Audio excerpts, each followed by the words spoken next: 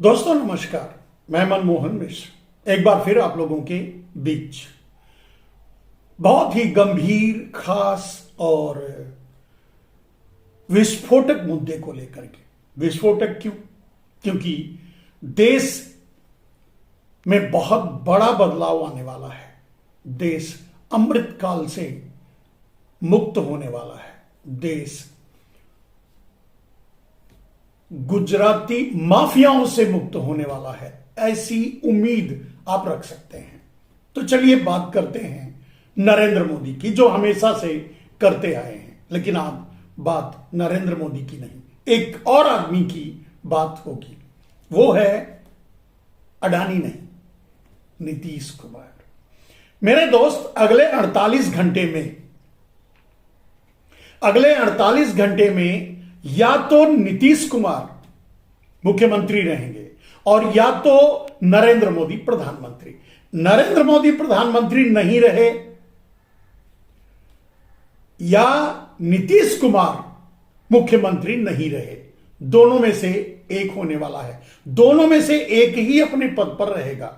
इस बात, यही फैसला आगे 48 घंटे में, और यही विस्फोटक वो बात है जो आप तक मैं सोचा कि पहुंचाऊं अपने विचार के अनुसार, अपनी जानकारी के अनुसार, और जो मिल रहा है सोशल मीडिया से, या जो बातें आ रही हैं छन छन करके खुद भारतीय जनता पार्टी से, आरएसएस से और विपक्षी पार्टियों से, उसका नतीजा ये है मेरे दोस्त। लेकिन सबसे बड़ी बात जो होगी वो ये है कि नरेंद्र मोदी प्रधानमंत्री रहेंगे या नीतीश कुमार मुख्यमंत्री रहेंगे। दोनों में से तो एक ही होने वाला है। लेकिन ये फैसला कौन करेगा? ये फैसला करेंगे नायडू के हाथ में, या यूं कह सकते हैं कि नायडू के बॉल में कोर्ट आ गई है, नायडू के कोर्ट में बॉल आ गई है, या यूं कह सकते हैं कि फैसला अब नायडू के हाथ में है। नायडू को करना है कि कौन नीतीश मुख्यमंत्री रहेंगे या नरेंद्र मोदी प्रधानमंत्री। कैसे? इस विषय पर आपको, इस बात की सारी जानकारी आपको देंगे और ऐसा क्यों है ये इस बारे में बताएंगे। लेकिन इससे ही जुड़ी हुई एक खबर जो बिहार से आप देख रहे हैं लगभग 4-5 दिनों से, कि छात्रों के साथ कितनी बड़ी बर्बरता की जा रही है। खैर, ये सरकार छात्रों के साथ ही नहीं, हर किसी के साथ, चाहे वो किसान हो, चाहे वो मजदूर हो, चाहे वो आम आदमी हो, बर्बरता ही कर रही है। किसानों का इतिहास आप जानते हैं। किसानों को 13 महीने सड़क पर बिठाए रखा गया। 750 किसान शहीद हो चुके हैं। उसके बाद भी उनसे धोखा किया गया, झूठ बोला गया, और आज भी वो एमएसपी के लिए सड़क पर बैठे हुए हैं। यह आपको भी पता है। कोई सुनवाई नहीं है नरेंद्र मोदी के दरबार में। इसीलिए ये दिन नरेंद्र मोदी को अब देखना पड़ रहा है। तो अभी बात छात्रों की। बिहार में छात्रों पर बर्बरता की जा रही है। उन पर डंडे बरसाए जा रहे हैं, उनको मारा पीटा जा रहा है, भगाया जा रहा है, हाथ पैर तोड़े जा रहे हैं। यहां तक कि इतनी ठंड में उन पर पानी की बौछारें की जा रही हैं, या और भी बहुत कुछ जो ज्यादती कर सकती है सरकार कर रही है। आप सोचेंगे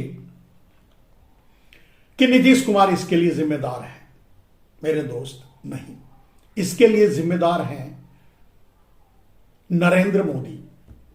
आप सोचेंगे नरेंद्र मोदी बिहार में छात्रों पर लाठीचार्ज के लिए क्यों जिम्मेदार हैं? मेरे दोस्त, क्योंकि बिहार में हो रहे लाठीचार्ज से, छात्रों पर अत्याचार से नरेंद्र मोदी का कनेक्शन इस बात से जुड़ता है कि नरेंद्र मोदी का ही एक दलाल प्रशांत किशोर इस काम में लगा हुआ है। उसके बारे में भी सोशल मीडिया से आपको जानकारी मिली होगी। कंबल बांटकर वो छात्रों के आंदोलन को कंबल में लपेटकर जला देना चाहता था।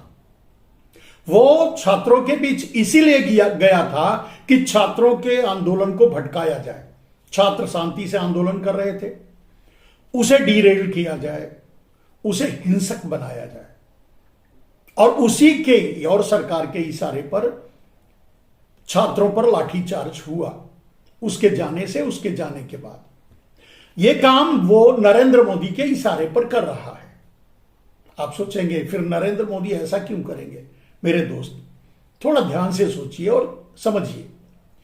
क्या नीतीश कुमार को इस लाठीचार्ज से, इस बर्बरता से, छात्रों पर हो रहे अत्याचार से कोई फायदा होगा? तो आप एक शब्द में यह जवाब देंगे कि नहीं, कोई फायदा नहीं होगा, उनका नाम खराब होगा, उन पर उंगली उठ रही है, उन पर लोग थू थू कर रहे हैं, छात्र भी उनसे भड़के हुए हैं, पूरा देश नीतीश कुमार के ऊपर भड़का हुआ है। फिर ऐसा नीतीश कुमार क्यों करेंगे? छात्रों पर लाठीचार्ज क्यों करवाएंगे? मेरे दोस्त, नीतीश कुमार नहीं करवा रहे हैं। सत्ता तो नीतीश और मोदी की मिलीजुली है। आपको पता है कि पूरे देश में ब्यूरोक्रेसी हो, चाहे देश का पूरा सिस्टम हो, मीडिया हो, विधायिका हो, जुडिशरी हो, सब कुछ गोदी बन चुका है।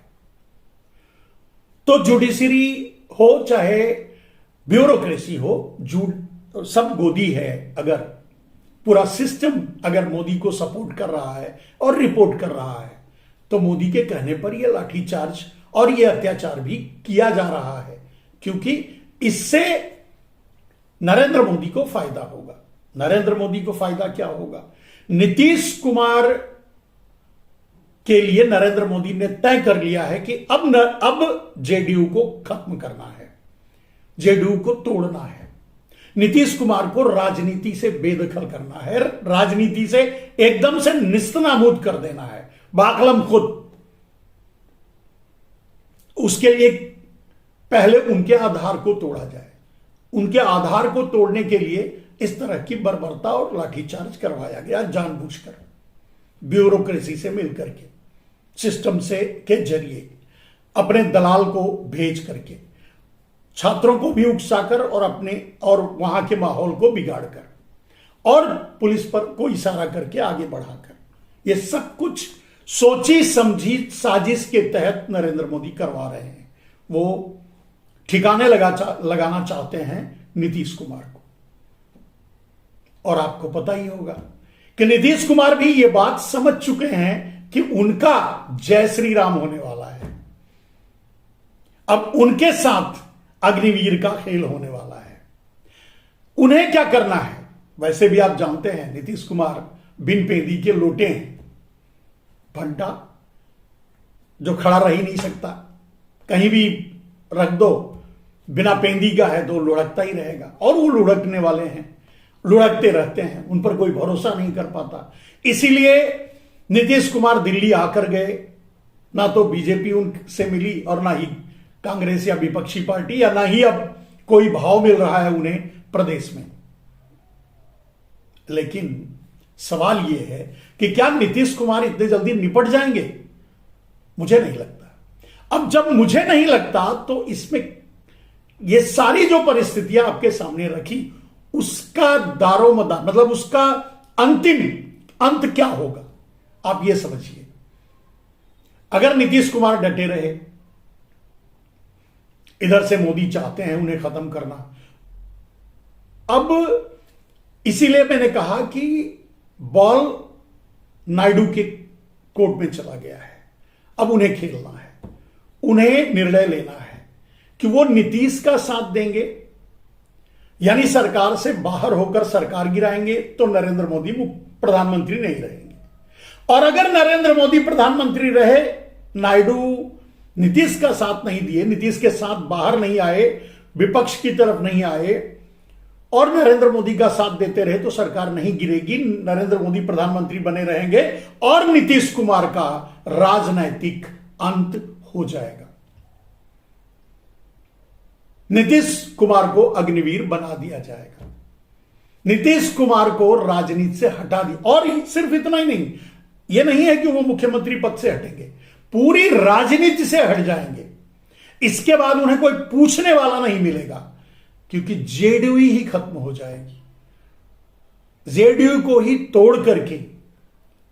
तोड़ने के बाद कुछ छोटे मोटे टुकड़े इधर उधर बिखरेंगे, लेकिन ज्यादा बड़ा हिस्सा लपेट लेंगे नरेंद्र मोदी तोड़ करके। बहुत लोगों के साथ ऐसा कर चुके हैं। अभी उनके बिहार के ही हनुमान के साथ तो उन्होंने ऐसा किया ही था। शिवसेना या और भी बहुत से उदाहरण आपको मिल जाएंगे। इस खेल में कितने बड़े खतरनाक माहिर हैं नरेंद्र मोदी और गुजरात लाबी।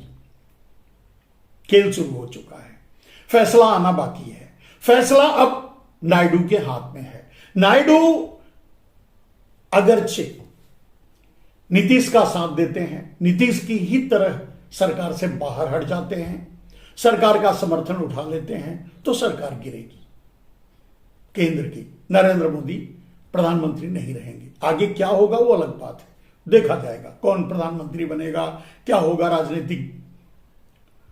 राजनीति में क्या परिवर्तन होगा वो देखा जाएगा। लेकिन अगर नायडू बाहर नहीं आते हैं, नायडू नीतीश का साथ नहीं देते हैं, तो नरेंद्र मोदी प्रधानमंत्री बने रहेंगे। और उनका पहला शिकार, उनका पहला टारगेट जेडीयू को निस्त नाबूद कर देना, नीतीश कुमार को एकदम से नंगा कर देना, एकदम से राजनीति से बेदखल कर देना, जैसे वो बहुतों को कर चुके हैं अपनी ही पार्टी में। अटल हो, आडवाणी हो, ऐसे बहुत से लोग हैं। कितनों को तो पूरी तरह से निपटा ही चुके हैं, ये भी आप लोग जानते हैं, जैसे हरेन पांड्या हो वगैरह वगैरह। खैर इन बातों पर नहीं जाते। बात आज इतनी सी है मेरे दोस्त कि नीतीश कुमार मुख्यमंत्री रहेंगे या नरेंद्र मोदी प्रधानमंत्री। खेल के मैदान में अब राजनीति के निर्णय लेना है नायडू को, और नायडू के निर्णय पर ही नीतीश का भी भविष्य टिका है और नरेंद्र मोदी का भी भविष्य टिका है। नरेंद्र मोदी शातिर खिलाड़ी हैं, पैसा है, पावर है, ईडी है, सीबीआई है, सब कुछ है उनके पास। अगर उनका इस्तेमाल करके नायडू को डराने में कामयाब रहते हैं, नायडू को जबरदस्ती अपनी तरफ बनाए रखने में कामयाब रहते हैं नरेंद्र मोदी, तो नीतीश कुछ भी नहीं कर पाएंगे, हवा हो जाएंगे, राजनीति से बेदखल हो जाएंगे। और वैसे भी अगर नीतीश का यह परिणाम होता है तो कोई गलत नहीं होगा, क्योंकि नीतीश एक ऐसे नेता रहे हैं जो बस अपने लिए राजनीति की है। वो किसी भी कीमत पे कुर्सी पर बैठे रहें, कभी इनसे हाथ मिला के, कभी उनसे हाथ मिला के, कभी ये करके, कभी वो करके, कभी इधर पलट के, कभी उधर पलट के। उनका मकसद देश की जनता, देश का आम आदमी, देश के लोगों के लिए कुछ करना तो है ही नहीं, था ही नहीं, है भी नहीं। आप देख रहे हैं इन 15-20 सालों में, जब से वो मुख्यमंत्री बने हैं, बीच में थोड़े बहुत बदलाव हुए थे, तब से बिहार की क्या हालत है आप खुद अंदाजा लगा सकते हैं। भ्रष्टाचार सबसे ज्यादा अपने चरम पर है। वहां तो पुल वगैरह बनते ही टूट जाते हैं, बनने से पहले ही टूट जाते हैं, बनते रहते हैं, टूटते रहते हैं। यह भ्रष्टाचार की अगर एक लाइन में व्याख्या की जाए तो इससे बड़ी व्याख्या नहीं हो सकती। यह और गुजरात मॉडल, मतलब गुजरात मॉडल अगर किसी ने फॉलो किया है, यानी अपने यहां लाया है, तो वो है बिहार। बिहार में पूरी तरह से गुजरात मॉडल लागू हो चुका है। गुजरात मॉडल क्यों? मेरे दोस्त, गुजरात में भी आप जानते होंगे कि ब्रिज बनते हैं सिर्फ टूटने के लिए और फिर से बनाए जाते हैं या फिर तोड़कर बनाए जाते हैं। बने हैं, लोग टूट रहे हैं, लोग उसमें मर रहे हैं।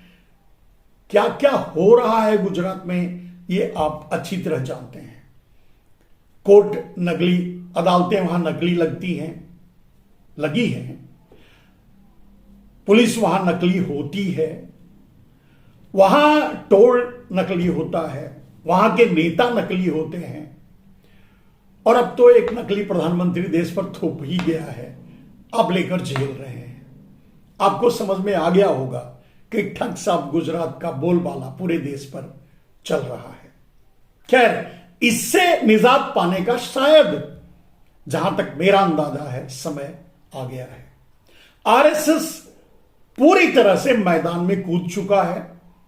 नरेंद्र मोदी को एक सेकंड बर्दाश्त करने के लिए तैयार नहीं है, जैसे नरेंद्र मोदी मोहन भागवत को एक सेकंड बर्दाश्त करने के लिए तैयार नहीं है।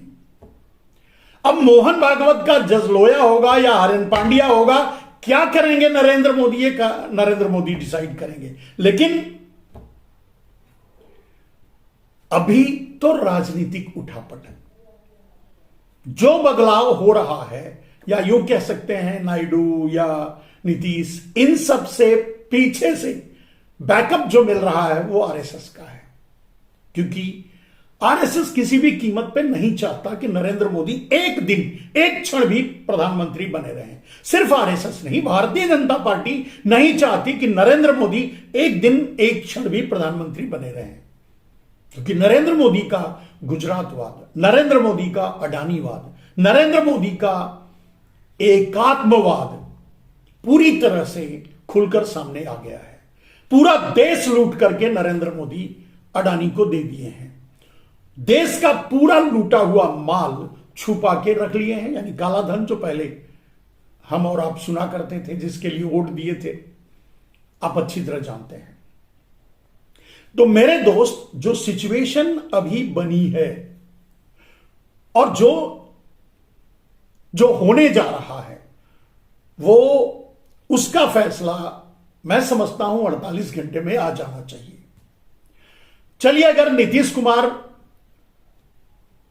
मुख्यमंत्री नहीं रहते हैं, राजनीति से बेदखल हो जाते हैं, तो देश के लिए एक बहुत बड़ा संकट जो है पनौती, या देश का सबसे बड़ा दुश्मन नरेंद्र मोदी, वो और मजबूत हो जाएंगे। क्योंकि नीतीश का विघटन जब होगा, नीतीश की पार्टी का, जेडीयू का जब विघटन होगा, तो उसका सबसे बड़ा फायदा मोदी को ही मिलेगा, गुजरात लॉबी को ही मिलेगा। वो सांसद सब वहीं जाएंगे, इससे उनका हाथ मजबूत होगा। हालांकि इसकी उम्मीद ना आज है, ना आगे आने वाले भविष्य में है कि नरेंद्र मोदी नायडू की पार्टी तोड़ लेंगे। नरेंद्र मोदी अपना तोड़ फोड़ का खेल सिर्फ उत्तर भारत में कर सकते हैं, दक्षिण भारत में नहीं। दक्षिण भारत में नरेंद्र मोदी की कोई चाल कामयाब नहीं होती, और दक्षिण भारतीय जो नेता नरेंद्र मोदी के साथ लगे हुए हैं, उन्हें भी खुद पता है कि उनको कब बलि का बकरा बना दिया जाएगा, पर वो भी जानकर बैठे हैं, जान कबूल करके भारतीय जनता पार्टी में है। क्योंकि मोदी लोटा लेकर घूम करके, या फिर आप देख चुके हैं सैनिकों के नाम पर वोट मांगना, उनको मरवा कर, कार्य सेवकों को मरवा करके मुख्यमंत्री बनना, ये सारे इतिहास उनके खूनी है। तो आगे दक्षिण भारत में इस तरह का कोई खूनी खेल खेल करके उनका लोटा लेकर घूमकर वोट मांगे तो कोई बड़ी बात नहीं है, लेकिन इससे भी उन्हें कोई फायदा नहीं होगा। दक्षिण भारत में विघटन करना, तोड़फोड़ करना, या जो प्रयोग वो महाराष्ट्र में कर चुके हैं, या जो प्रयोग वो अब बिहार में करने जा रहे हैं, या जो प्रयोग वो करते रहे, जिसके लिए वो जाने जाते हैं, जिसमें वो माहिर हैं, वो दक्षिण भारत में नहीं कर पाएंगे। इसलिए दक्षिण भारत सेफ है। अब अगर ये इस तरह मान लिया जाए तो नायडू की पार्टी और नायडू सेफ है। अब नायडू कब तक सेफ हैं ये देखना होगा। नरेंद्र मोदी जैसे ही मजबूत होंगे, एक दो पार्टियां तोड़ करके और खरीद करके, जैसे ही उनके पास बहुमत के सारे आंकड़े अपने दम पर भारतीय जनता पार्टी में शामिल तरीके से हो जाएगा, तब वो नायडू पर अटैक करेंगे, क्योंकि उनको नायडू का भी इलाज छूटना है। अब यह बात नायडू को भी समझनी है। अगर नायडू इस बात को समझ जाते हैं तो आज वो नीतीश की तरह बाहर आएंगे, साथ नीतीश का देंगे और नरेंद्र मोदी की सरकार गिराएंगे, देश में बदलाव लाने के लिए जाने जाएंगे। वरना तो इतिहास के पास ही है गाली देने के लिए, इतिहास गाली देता रहेगा, इतिहास अपने तरीके से आकलन करता रहेगा। इतिहास के द्रोही और देशद्रोही तो माने ही जाएंगे अगर आज नायडू नीतीश का साथ नहीं देंगे। देखना यह है हमको और आपको, वॉच करना है, सोचना है, समझना है कि क्या होने वाला है और क्या सामने आने वाला है। नीतीश कुमार प्रधानमंत्री, माफ कीजिएगा, नीतीश कुमार मुख्यमंत्री रहते हैं या नरेंद्र मोदी प्रधानमंत्री रहते हैं, नीतीश कुमार जाते हैं या नरेंद्र मोदी जाते हैं। वैसे नरेंद्र मोदी का जाना ही ज्यादा उचित होगा। इस देश को मुक्ति मिलेगी इस जहरीले अमृत काल से, जो अमृत के नाम पे जहर पिलाया जा रहा है आम आदमी को। भिखारी बना दिया गया 80 करोड़ लोगों को, देश का सारा माल लूट करके अडानी को दे दिया गया, सब कुछ अडानी को बेच दिया गया, प्राइवेटाइजेशन के जरिए आरक्षण खत्म किया गया, दबे कुचले छोटी जात या जो भी दलित आदिवासी हैं उनके हकों को पूरी तरह से बर्बाद और खत्म किया गया, आरटीआई खत्म किया गया, न्याय व्यवस्था खत्म की गई, सारे देश के सिस्टम को गोदी बनाया गया, मीडिया को गोदी बनाया गया। जो भी नरेंद्र मोदी कर रहे हैं वो देश के हित में नहीं है, आम आदमी के हित में नहीं है। नायडू को फैसला लेना है कि वो आम आदमी के साथ खड़े हैं या नरेंद्र मोदी के साथ। वैसे भी आज जो नरेंद्र मोदी के खेमे में है, नरेंद्र मोदी के साथ खड़ा है, उसके लिए शब्द की जरूरत नहीं है और कहने की भी जरूरत नहीं है, वो देशद्रोही है, वो चाहे कोई भी हो। अगर नरेंद्र मोदी के खेमे में नरेंद्र मोदी का साथ दे रहा है, नरेंद्र मोदी के साथ खड़ा है भगवान राम भी या ईश्वर भी, तो वो भी देशद्रोही है। क्योंकि इस विघटनकारी, इस जहर भरी, जहर उगलने वाली सरकार और जहर फैलाने वाले नरेंद्र मोदी को बर्दाश्त अगर ईश्वर करता है तो वो भी अपने ईश्वरत्व पर सवाल खड़े करेगा खुद अपने आप। मेरे दोस्त, जल किस तरह रहा है देश आप देख रहे हैं। मणिपुर आपके सामने है, देश महंगाई से जल रहा है वो भी आपके सामने है, किसान आज भी सड़क पर जल रहे हैं वो भी आपके सामने है, आत्महत्या कर रहे हैं वो भी आपके सामने है, 80 करोड़ लोग भिखारी बनकर भीख मांग रहे हैं 5 किलो मुफ्त का अनाज का, वो भी आपके सामने है। देश के 80% से ज्यादा संसाधनों को लूट करके अडानी के हवाले कर दिया गया है, वो भी आपके सामने है।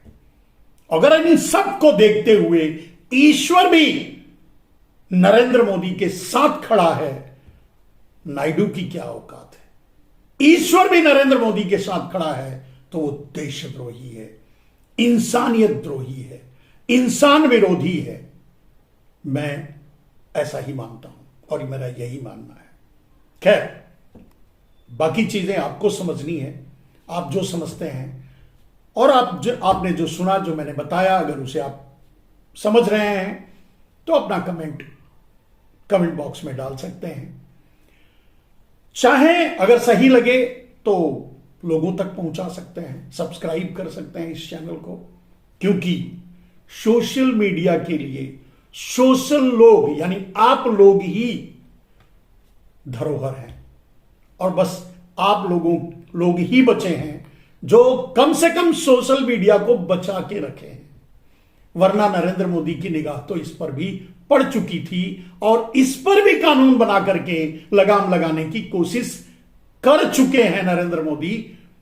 और शायद जो मांग कर रहे थे 400 पार अगर हो गया होता तो न जाने हम और आप कहां होते।